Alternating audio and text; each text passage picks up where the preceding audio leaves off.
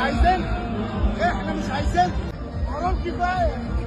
عنده حق والله العظيم ثلاثة. انا اهلاوي وامبارح بتفرج على الماتش وعايز الزمالك يخسر وكل الكلام ده، بس في الاخر بعد الماتش ما خلص منظر الجمهور يعني في الاول في الاخر احنا بقى مصريين وبني ادمين، فالحزن اللي جوه الواحد اللي اتقلب فجأة ده من هزار وضحك بقى ونقعد نهيس على بعض ونزيط على بعض. لا قهرة اقسم بالله بما يرضي الله، قهرة ما يعلم بها الا ربنا. عرفت ايه الفرق بقى من انك تبقى بطل وانك تكسب لك ماتشين ثلاثة؟ هو ده اللي كنت بكلمك عنه في الفيديو اللي فات.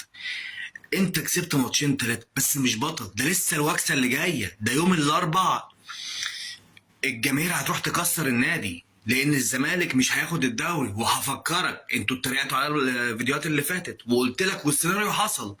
انتوا فرقة كومبارسات بتقهروا الجماهير، بس دي شغلانتكم.